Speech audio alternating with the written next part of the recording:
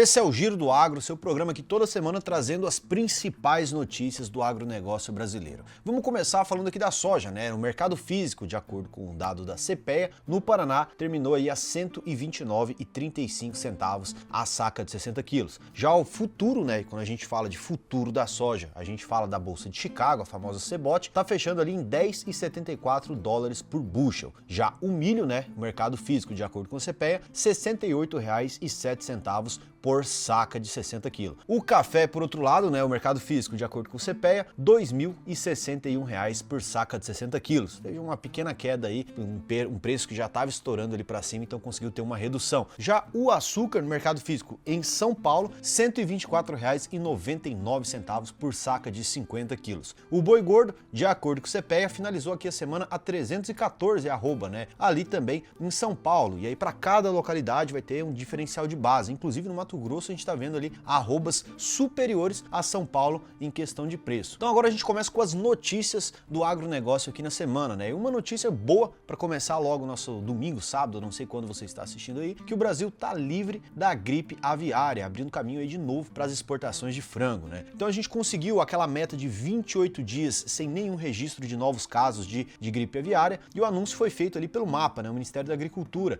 e Pecuária, nesta quinta-feira, dia 18. Desde o primeiro foco detectado ali na granja do Rio Grande do Sul, mais de 20 países suspenderam a importação de frango aqui do Brasil. Mas agora, com esse fim dos 28 dias, período de controle sanitário, então a gente só está esperando essa declaração oficial, né, da OMSA, para assim que os países voltem aí comprar o frango brasileiro. E a previsão é que isso ocorra aqui nos próximos dias, né? Então, após algumas revisões dos documentos que foram enviados pelo governo, com a liberação sanitária, a expectativa é de que os importadores retomem compras gradualmente, o que deve beneficiar principalmente a BRF e também a JBS. E a demanda pelo frango segue aquecida, inclusive aqui no mercado interno, né? Com o aumento do preço da carne bovina, muitos consumidores aí têm buscado alternativas mais acessíveis, como por exemplo o frango. Então, além disso, o novo status fortalece o Brasil nos protocolos sanitários. Então é isso, o Brasil fica livre aí da gripe aviária, né? Esperando somente essa declaração da OMSA para voltar a vender para todos esses países. E também temos outra notícia aí no mercado agro, que é sobre a fusão da Marfrig com a BRF. Inclusive, isso é um vídeo especial somente sobre isso aqui no canal. A BRF, então, ela adia, né, passa para frente aí a Assembleia que vai decidir sobre a fusão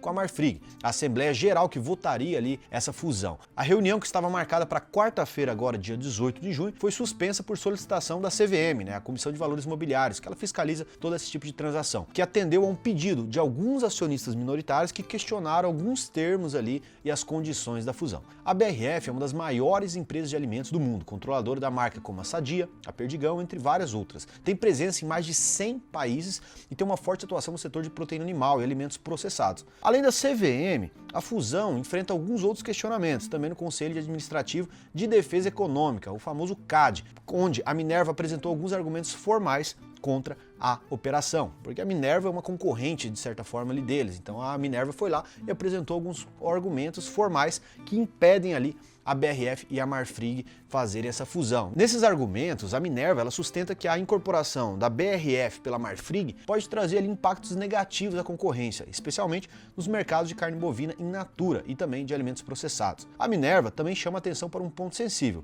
O Fundo Soberano Saudita, o SALIC, vinculado ao PIF, né, que é o Public Investment Fund, tem participação relevante tanto na Minerva quanto na BRF. E com a fusão, o fundo passaria a ter também essa presença na nova empresa, que seria a MBR Global Foods. E esse fator levanta algumas preocupações sobre o possível alinhamento estratégico indevido aí entre esses grupos, Minerva, BRF e também a Marfrig, o que pode comprometer essa livre concorrência. E a gente fez um vídeo especial falando somente sobre essa fusão e vocês conseguem entender que essa fusão já aconteceu há muito tempo, né? Ali desde a gente tem 2021, a Marfrig já comprou parte da BRF. Depois, em 2023, ela comprou outra parte, ficando com mais de 50% da BRF. Então, a Marfrig já é dona da BRF de alguma forma. Essa fusão seria só mais um alinhamento completo. Mas existem vários questionamentos aí. A Minerva também apresentou seus argumentos no CAD. E a gente vai ver como que vai desenrolando toda essa fusão aí, que impacta diretamente o consumo de proteína animal aqui no Brasil. E falando dela também, a Minerva, né, vende uma planta no Uruguai por 48 milhões de dólares, né? Então, a Minerva Foods anunciou aí essa venda de uma das plantas no Uruguai como parte de uma estratégia para ganhar a aprovação antitrust, né, em um novo negócio que está acontecendo ali no país. A operação foi feita por meio da controladora, né, a ATHN Foods, que assinou acordo para vender essa unidade localizada em Colônia para um grupo indiano chamado Alana,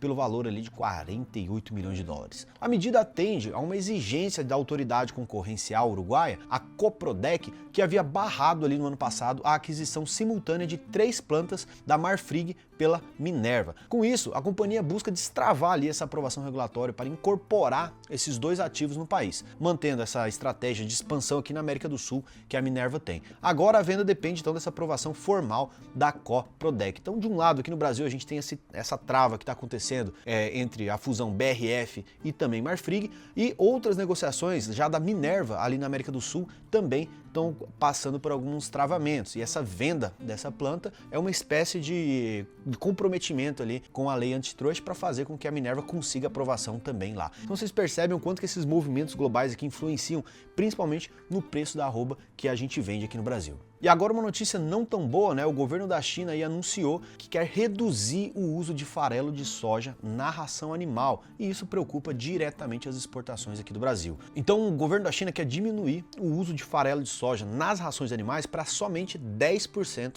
até 2030. Tudo isso como parte de um plano que a China tem para diminuir a dependência de importações. Atualmente, o farelo de soja representa 13% da composição média das rações no país. Em 2017, essa taxa era de 17,9%.